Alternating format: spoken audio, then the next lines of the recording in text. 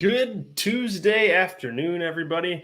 Welcome on in to the PWTorch Fireside Chat for Tuesday, January 24th, 2023. I think I said 2022 yesterday here on the live stream. So 2023, and it's great to have you all here, and it's great to be here. I'm PWTorch Assistant Editor Zack Heydorn. We are live here on YouTube every single afternoon during the week. That's Monday, Tuesday, Wednesday, Thursday, Friday, talking with you about professional wrestling, and we've got a pretty big week in wrestling too. And so really glad to have you here. Hello to Zach in the chat. Good afternoon to you, sir, and everybody else who's watching. Thank you for pressing play on the show. Very much appreciate it. And we got a busy schedule of events today. If you haven't done so already, go ahead and click subscribe on our channel here. Again, we are live every single day, so preview shows, review shows. We've got our flagship show on Thursday afternoon with Tyler Sage and myself talking the news of the week. We'll be heavy on the Royal Rumble this week, but yeah, lots of other stuff going on too with AEW tomorrow. We'll be talking about it all. Today, though, I want to focus our conversation on really two recent happenings. Number one, one future happening and one recent happening. First and foremost, I want to talk last night's episode of Monday Night Raw, and then also want to preview tonight's episode of WWE NXT. So that is what we're going to do. Hello, Dr. Ross. Hello, Hazan. Thanks for being here. Real quick off the top, I want to hear your guys' thoughts on last night's episode of Raw. It was the Raw 30. The 30th anniversary of Raw, a celebration episode. One that I thought was, as I said yesterday here on the Fireside Chat on the PWTorch YouTube channel, that I thought the show was stacked top to bottom with stuff. Just between the two main event matches, the cage match and the United States Championship match, between that and the segment with the Bloodline. You had the Legends. I just thought it was a stacked show. And yesterday on the Fireside Chat, I mentioned that it's a smart show for them to have going or coming out of Monday Night Football season, right? I mean, you had weeks and weeks and weeks of competition, and now you're going to try to hit a home run, really make some waves with a big show in which you're not competing against Monday Night Football. And, oh, yeah, that show just happens to kind of bleed into, Royal Rumble week. And that's a good thing, too, to hopefully hook some viewers that maybe they're on the fence and they're like, I have Peacock, but I don't know if I'm going to watch. And, well, now, like, maybe they could because the show was what it was. And I got to say, I think the show was a good show. If you just take that show and you put it on TV, good show. It had a lot of good stuff on it. I thought the opening segment with the Bloodline was good. The tag team title match from a wrestling perspective was good. The use of the Undertaker I thought was good. But when you look at that show as an entry point for folks that may want to continue to watch WWE and that WWE product, I don't think that they set that hook well enough, especially with the Royal Rumble coming up. I mean, you got a really great package, a video package of Cody Rhodes and his return and how he's going to be in the Royal Rumble. Like that's the key story. That's storyline A. But after that, there's not a lot of hype put into the Royal Rumble match itself on the men's side or the women's side. And I was pretty shocked by that. I mean, shocked is probably being over dramatic, but I was just surprised that that's how they went. I mean, you have somebody like Rhea Ripley, right? Who has to be a favorite to win the match. And she's on the go-home show, on her own go-home show, on the Raw go-home show. And she doesn't mention at all that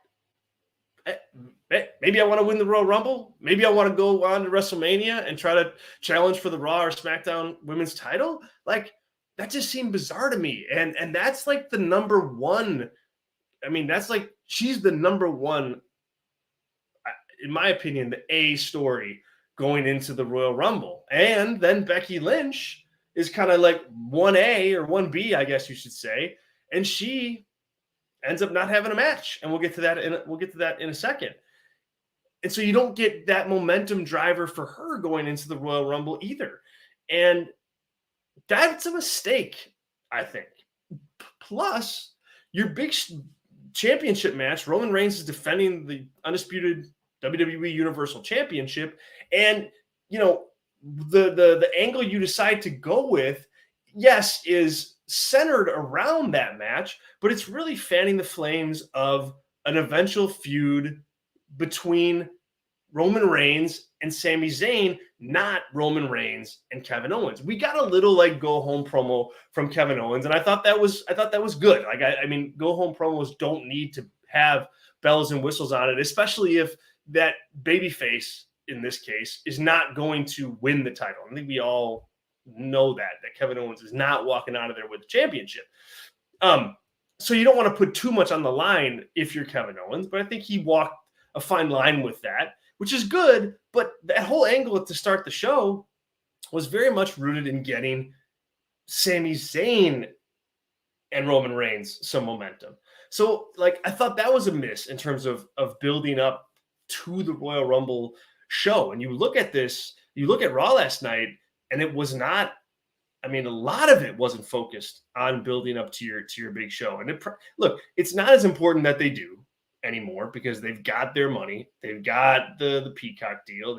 But Peacock still wants people to watch, right? I mean, they still want their Royal Rumble numbers to go up year over year in terms of who's watching and for how long, et cetera, et cetera. And, you know, I think you wanted to add a little more sizzle to that build on this show, especially knowing that you've got a larger audience than usual. So a miss as far as that goes. Then we have the women's match, the women's cage match.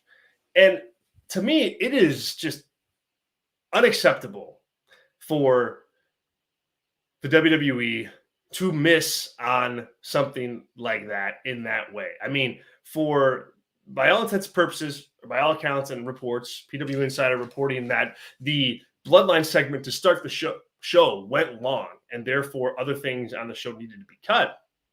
And when you looked at what else the show had on it, a really long segment with DX, a weird little segment with Ric Flair, multiple segments with poker included, and JBL and Baron Corbin, et cetera, et cetera. You know, there's a lot of places you can cut, and you decide to cut the like one of your main attraction matches on the show, a cage match, you know, for a feud that's been brewing nicely, you know, a mid-card feud that's been brewing nicely.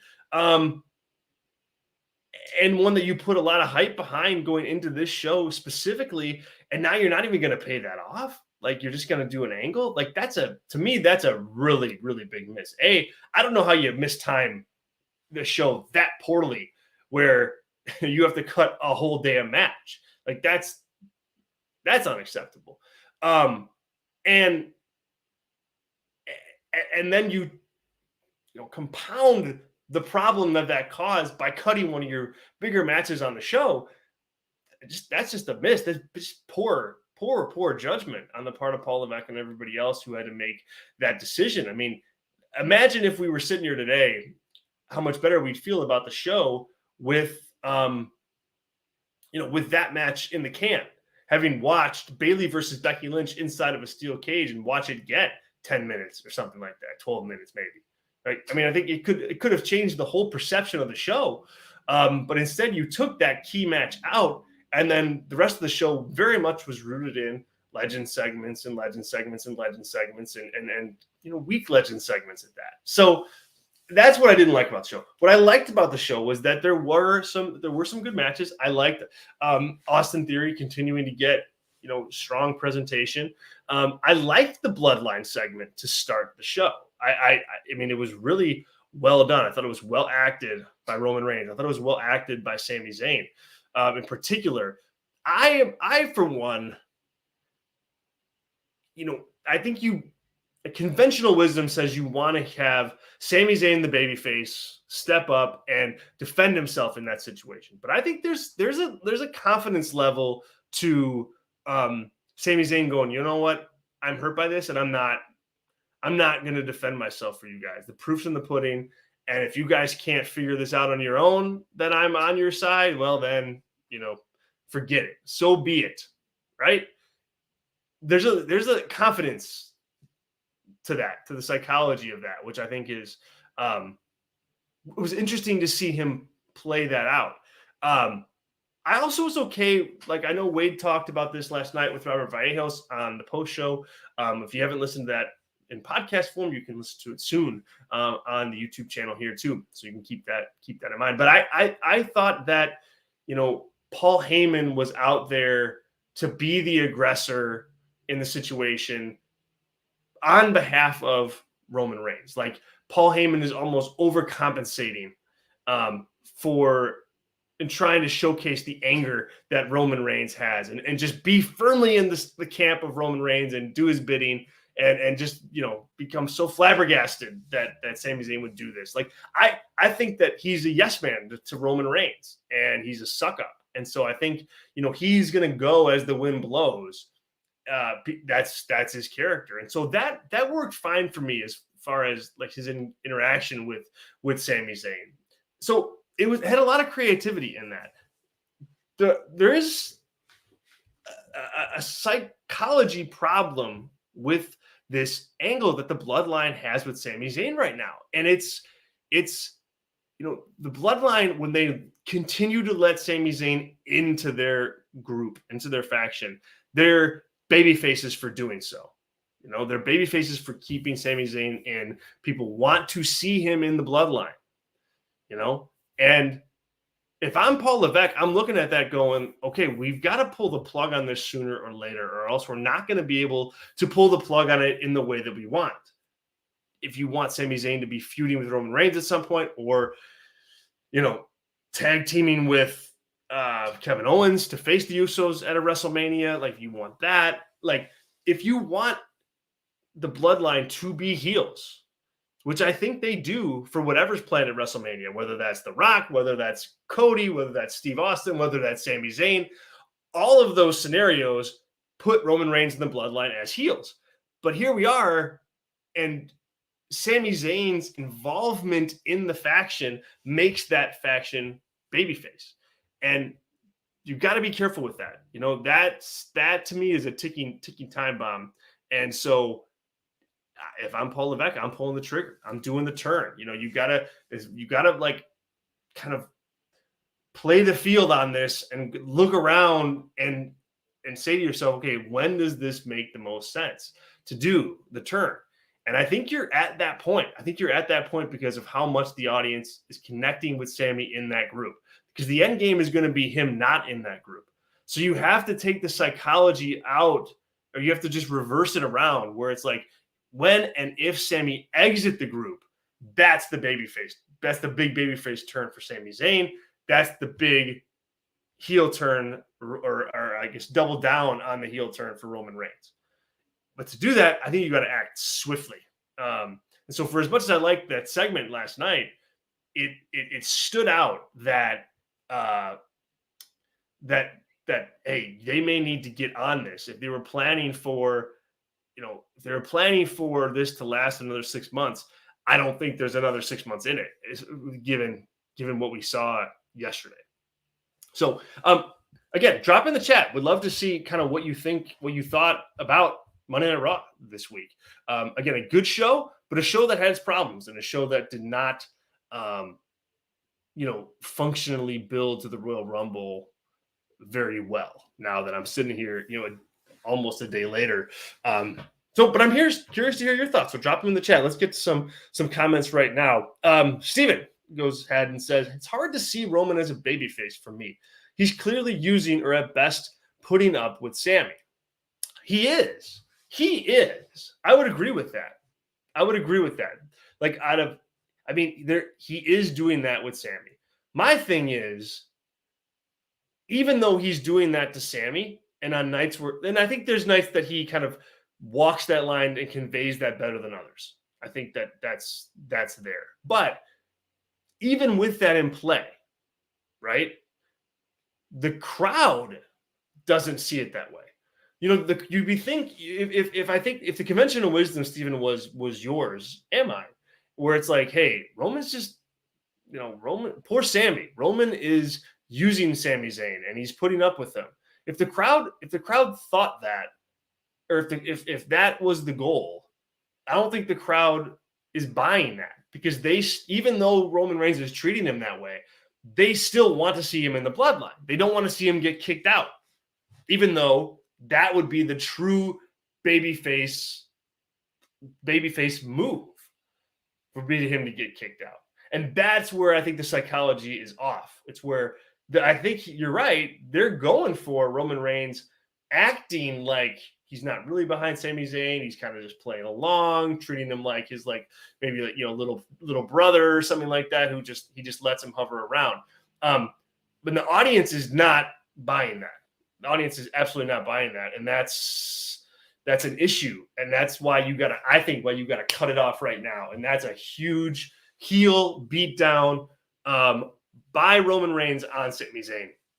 It's almost like you got to beat the audience over the head with the fact that, Reigns is a bad guy, period. And that's how, I see your comment here. Agree, Zach. I think the audience is missing that. Roman is too cool to boo now anyway. Yeah, well, that's a whole nother story. Rin jumping in here saying Sami Zayn needs to lose to Roman Reigns. Zayn costs Reigns a belt for heat. Yeah, it depends. I mean, honestly, look, it depends on how far you want to go with Sami Zayn. Is Sami Zayn going to be is he going to be Daniel Bryan 2.0, where he gets a huge crowning moment in front of, almost 100,000 people at a WrestleMania? If that's the case, then obviously, no, you don't want him to lose to Roman Reigns. If he's not going to be that guy, though, if he's not going to have that moment and Triple H is not going to go with that as, the WrestleMania main event this year, then maybe, then he could afford to lose. But it all depends on what you want to do with Sami Zayn moving forward, and where you want him to be. Zach's jumping in here going, who thought starting the show with Hulk Hogan was a good idea? Talk about an immediate turnoff. Well, it's hard to argue with that. Watching Hulk Hogan last night, he's going to get the nostalgia pops. He always does. I suppose he's going to get his lines in. He always does. But it was kind of a mess to open the show. For one thing, the microphone didn't work. So he was kind of in and out. It sounded terrible. It sounded like it was throwing off his momentum. And then I just don't think that Hulk Hogan has much to offer the WWE at this point. Why? I don't know. I don't know. There's people that cheer Hulk Hogan. There's people that boo Hulk Hogan. I don't see on either end of the spectrum what value Hulk Hogan brings to WWE in 2023. Anybody can go out there and cut the promo that he did. I mean, it is in character, but it's also clearly scripted lines that Hulk Hogan memorized that he probably doesn't even know anything about. Same thing with Ric Flair, too. His is a little more bearable because he's talking about his daughter, and I think there's a real kind of passion there and connection there to his daughter. But with Hulk Hogan, it just seems really inauthentic. And, he has said some very vile things. And it's like, what's the cost? What's the benefit of having him on? I think WWE could make a statement by not having him on, even if they're completely self-serving as far as their own company interests only. That's it. If they're just worried about themselves as a company, it's like they would look better keeping Hulk Hogan off the show rather than trotting him out there for some silly kind of promotional thing of hey, we're celebrating 30 years of Monday Night Raw. He doesn't have value on these shows anymore. And speaking of value on these shows, I don't think DX has value on these shows either. Like DX, I mean, it's like the DX group is out there, but they're not DX, right? They're like this weak, watered down nostalgia version of DX that's poking fun at their own faction. That's my thing. So I don't see the value. I just don't see the value in that right now. I mean, I'm sure it's going to pop a rating. I'm sure it's going to pop a rating because it does pop ratings, but it doesn't bring back people who are staying with the product. At least it hasn't in the future, in the past. So it's fun, in a vacuum, but is it valuable for WWE? That's where I see it. That's how I see it. I mean, Steven, I think Undertaker adds value. I mean, Steve Austin obviously adds value. He was in the WrestleMania main event last year. I mean, he can do more than, Steve Austin's not going to come back and just kind of say a few canned lines about the great 30th anniversary of Monday Night Raw. Undertaker didn't either. He had a moment out there with Bray Wyatt. He was participated in something with LA Knight. I mean, The Rock is the biggest movie star on the planet. So when he is on the show, if he ever comes on the show again, or if he's ever in a match, yeah, that's going to put a lot of eyeballs on your stuff. Hulk Hogan doesn't have that outside of WWE. And so, like I said, it's fun to see, I guess you could argue, but is it worth it with Hogan to bring him back, given all the terrible baggage that comes along with him? And my answer would be for sure no.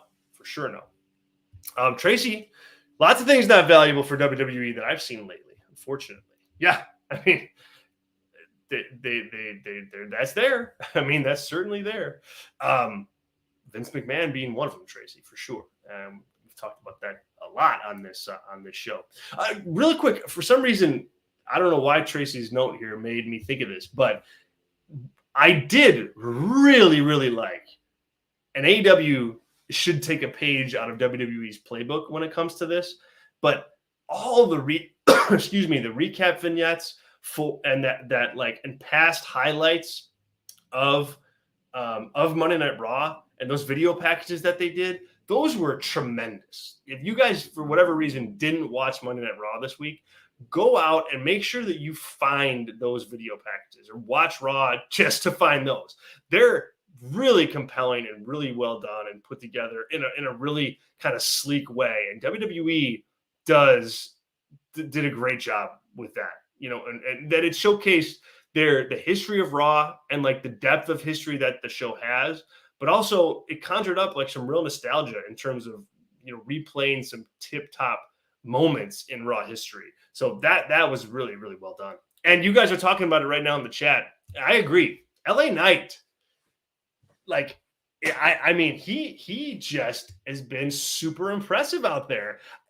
I don't know that he has like the in-ring chops of like a Seth Rollins, but to me, he feels like an old school promo in there where he's got some catchphrases. He kind of commands attention. He's promoting matches. Even yesterday, he just said something so simple as last Friday night on SmackDown. And it's like, he's there talking about something that happened a few days ago. I like that. I like the consistency there. He's got a swagger. He's got a good look. He's got a good attitude. He's got a confidence behind him. He's going to get rolled at the Royal Rumble in the pitch black match for sure. I mean, he's not beating Bray Wyatt, but and I don't know that he's going to be a WWE champion down the road either. But I think that there's something there, you know, on a mid-card level at worst that he's ready for and can deliver on. So I think he's been tremendous. And I really, really love the talking style. The "let me talk to you" line to start his promos is so well done and so well delivered. And it just, man, it commands attention in a similar way. Like it's not anywhere close to the exact same as, you know, finally The Rock has come back to blah, blah, blah, or blah, blah, blah, give me a hell yeah, or are you ready? Like it's not that, but it's in the same vein. And so I think, you know, that's a good vein to be in, though, for sure. Hazan jumping in. Are they stealing from The Rock? Yeah, kind of. But a lot of good pro wrestlers stole from other really, really good pro wrestlers. So there's absolutely no shame in that, as long as you're not a blatant ripoff. And even in some instances there, you know, you can make the argument that that's what's happened. There wasn't a single video package highlighting the women. Well, I mean, I think they had some time. I mean, they showed clips from the Lita and Trish match that main evented Raw, and they showed the hype for the main event of WrestleMania 35, where you had the big brawl and the police taking away Ronda Rousey, Charlotte Flair, and Becky Lynch. You had that on there too. You had the Charlotte Flair angle last night with Bianca Belair. So I mean, unfortunately, you know, and this is kind of the state of like WWE's past and something that they need to own. I mean, it's their bed and they got to sleep in it. But there's not a lot of women's history on WWE Raw to talk about, you know, 10, 20, 30 years ago, because they didn't feature women the way that they do now. And it's a sad part of their past, because you had some really strong female talent in the company for a long time, but they weren't presented in a way that I think WWE would want to be known for now. And so that's a reality of their history that they have to live with. And it's not good, but it's true. And I think it's why you didn't see too much more from that, like, you know, from the Attitude Era women's stuff. Like that's not going to play on WWE's television in 2023. And so when you take that out of the equation, they don't have much left to lean on. And that's, again, it's an indictment of how they booked their women and how they treated their women in the company all those years ago when it wasn't good. But alas, I think that's why you didn't see a lot of it yesterday. But the video packages themselves were just really well done. I mean, they really were.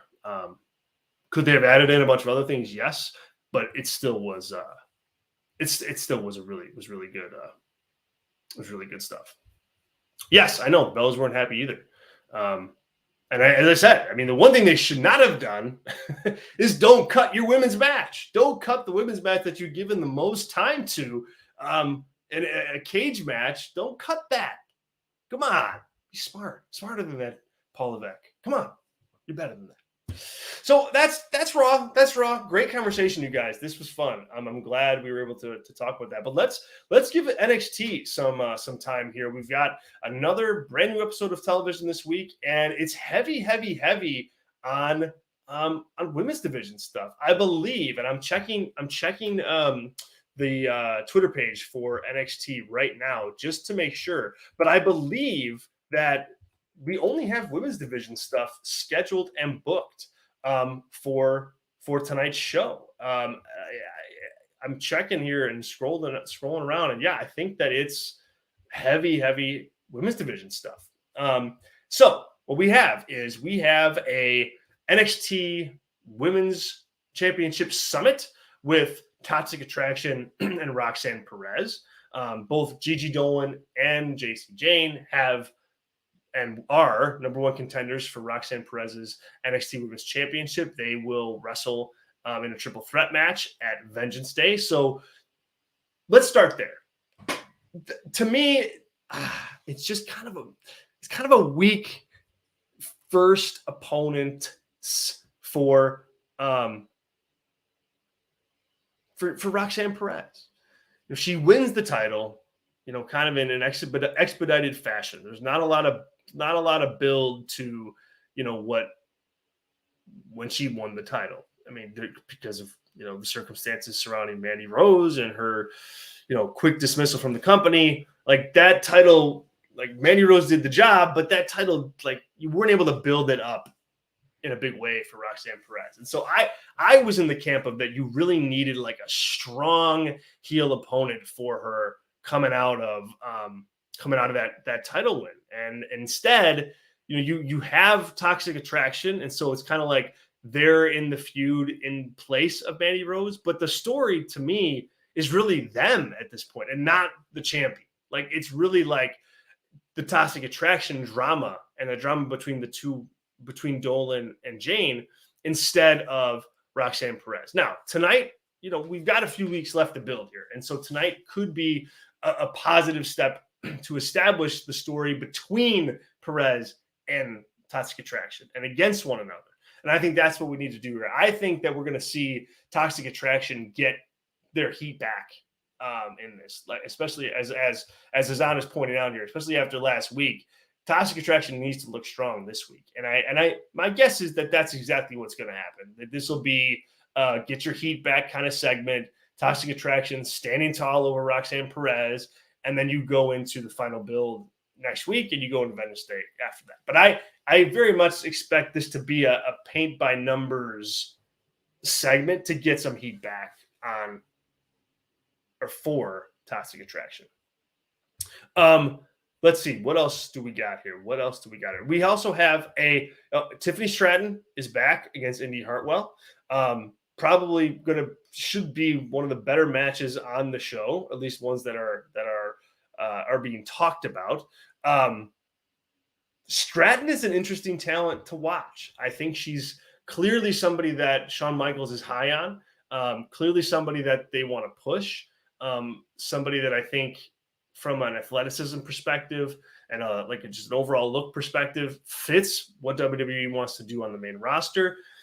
The thing is, I haven't seen it with her. I know they see a lot in her, but I haven't seen it yet with the promos. Azan saying she's a star in the making. Yeah, I mean, she certainly has components of that. I want to see her put it together a little bit more. She's got a good chance tonight to show some of that with Indy Hartwell, who can work matches, who the crowd likes. I think Stratton, this is going to be a moment for her to succeed. And now she just has to go out there and do it. But I want to start seeing with Tiffany Stratton, things start to develop more and become a little more natural and not as rigid. The promos are very rigid. This part, I'm going to say this, I'm going to say that, I'm going to say this. And same thing with her matches and her entrance. I'm going to go do this and step here and turn here and go there. I just don't think that plays well in professional wrestling. When you're acting it out that much, you're not feeling what you're doing. You're just doing what you're doing. And I think being a good professional wrestler is a lot about feel. And I think she's still, she's still new. She's learning. But she's got to learn that kind of feel aspect of things if she's gonna get to the next level. Tiffany Stratton is obviously gonna win this one, guys. I mean, there's no brainer there. I mean, she's the clear talent of importance within this. So, I think I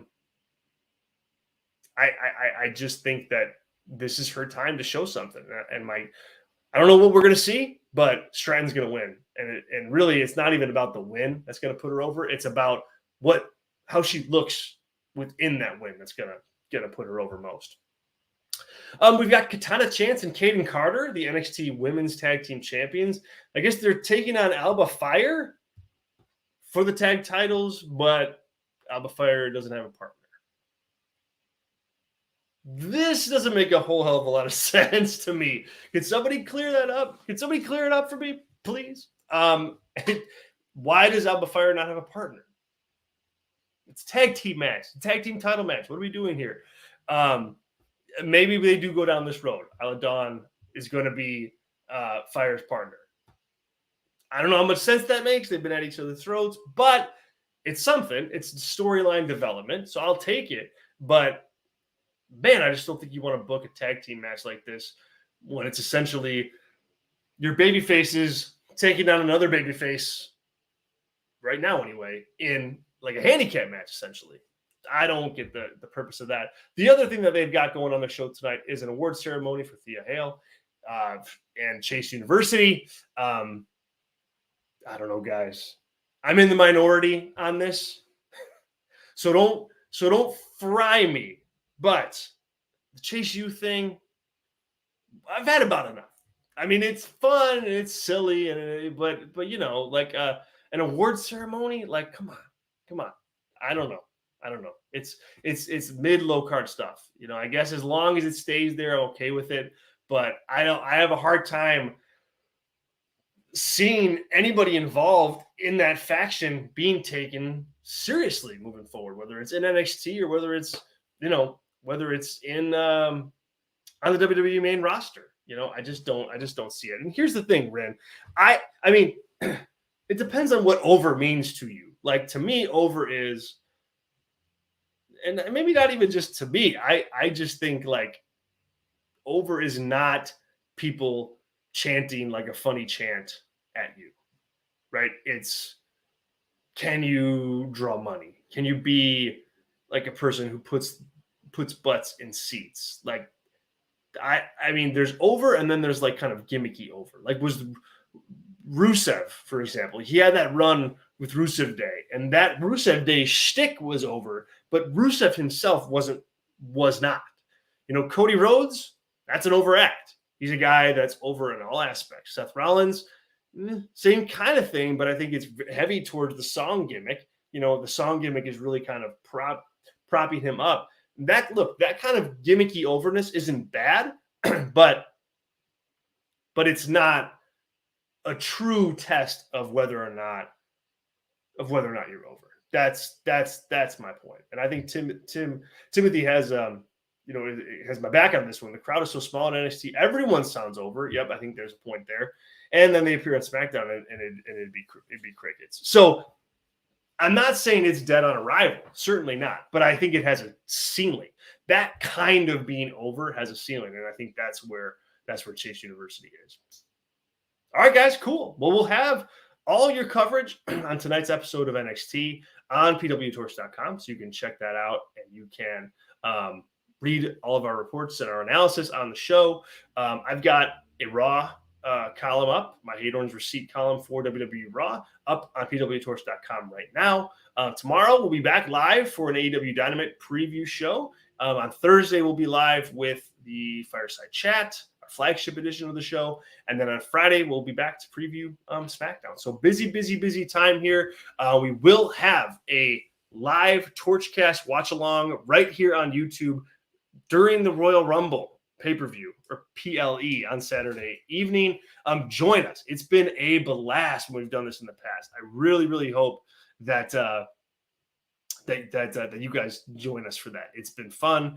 We've had fun just kicking back, throwing back a couple beverages and watching wrestling and talking about it. Tyler Sage will be here.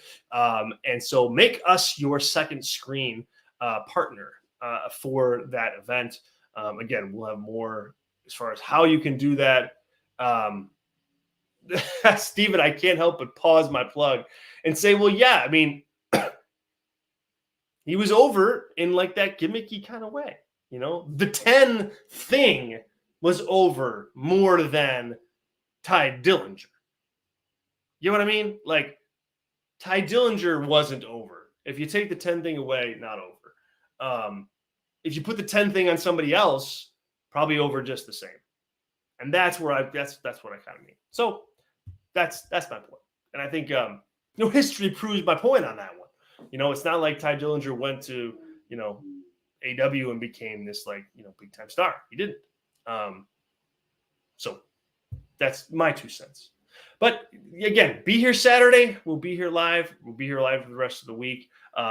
Subscribe to the YouTube channel if you haven't done so already. We'd certainly appreciate it. Hit the little notification button so that you know when we go live each and every single day. And keep it locked to PWTorch.com for all your news and your updates ahead of Royal Rumble. I'm PWTorch Assistant Editor Zack Heydorn. Thanks to everybody who listened live. Thanks to everybody who pressed play later on. Appreciate it, and we'll talk to you all next time.